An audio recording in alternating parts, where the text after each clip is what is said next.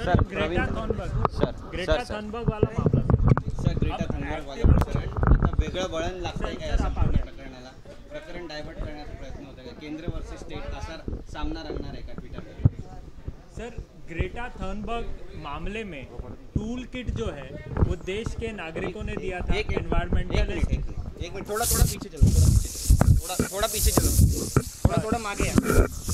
देखो हर बात पे शिवसेना की रिएक्शन जरूरी नहीं है। कुछ बातें सरकार, एक्टिविस्ट, स्टेट गवर्नमेंट उन पर छोड़ दीजिए।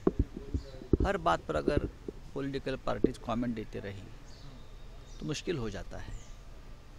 मैं ये बात सब जो है पढ़ रहा हूँ, लेकिन अब तक उस बारे में पार्टी की कोई राय नहीं है। लेकिन सर देश के जब सिक्योरिटी की बात आती है तो शिवसेना हमेशा सामना में लिखती है। आज नहीं देखो, यह हम शिवसेना क्या लिखती है क्या नहीं लिखते है आपको हमें बताने की ज़रूरत नहीं है। देश की सुरक्षा क्या है हमें मालूम है, और किस विषय पर रिएक्ट होना है ये भी मालूम है।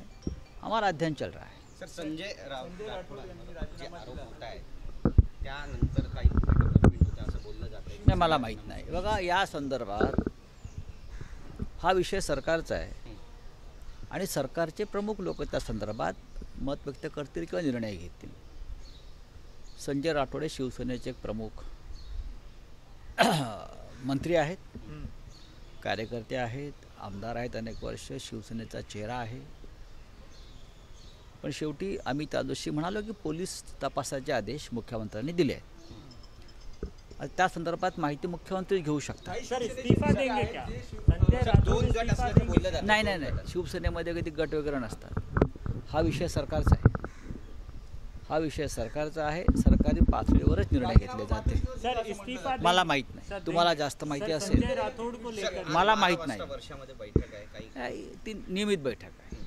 त्या बैठकीचा आणि इतर कुठल्या राजकीय घडामोडीशी संबंध नाही। आमदार, खासदार यांच्या मतदारसंघातली कामं, संघटनात्मक बाबी या संदर्भातली ती बैठक आहे। सर संजय राऊत घेत नाहीये किंवा संजय राठोड सुद्धा स्वतःहून काही बोलत नाहीये। हो, त्याच्यामध्ये मी कसं काय बोलू?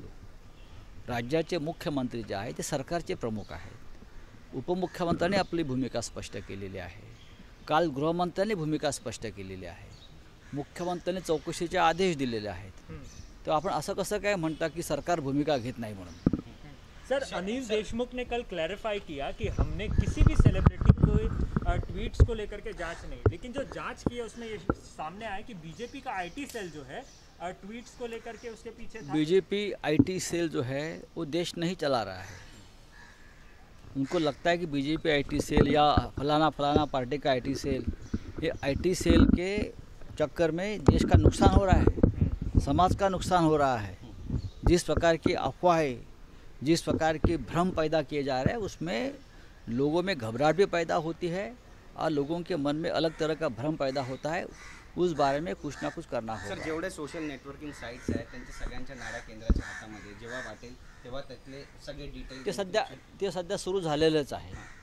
आजच आम्ही लोकसभेतल्या तृणमूल काँग्रेसच्या खासदार मुआ मोहित्रा यांनी जी तक्रार केलेली आहे की त्यांच्यावरती पाळत ठेवली जाते। ती पाळत अनेक मार्गाने ठेवली जाते। ती पाळत आमच्यावर पण ठेवली जाते, अनेकांवर ठेवली जाते। कारण या सगळ्या यंत्रणा ज्या आहेत सरकारच्या हातामध्ये असतात आणि सरकार कोणत्याही मार्गाने विरोधकांवर पाळत ठेवू शकतो। देखिए, महुआ जी ने दिल्ली पुलिस को एक खत लिखा है या एक जानकारी दी है कि उनके ऊपर निगरानी रखी जा रही है। दिल्ली पुलिस या और कोई केंद्रीय जांच के पुलिस हो गए, और कहा कि ये राइट टू प्राइवेसी का भंग है। मेरी जान को खतरा नहीं है कहा, और मैंने सुरक्षा नहीं मांगी है, तो फिर भी मेरे दरवाजे पर पुलिस क्यों खड़ी है? ये उनका सवाल जायज़ है। और जिस तरह से महुआ जी ने भरी लोकसभा में सरकार का वस्त्रहरण किया है, तो हमें लगता है कहीं ना कहीं सरकार उनके ऊपर तिसरा आँख लगा सकती है। राईट टू प्रायव्हसीसाठी शिवसेना आता आक्रमक होताना पाहायला मिळेल का येत्या काही दिवसामध्ये? महुआ जी ने एक मुद्दा उठाया है। ठीक, थैंक यू।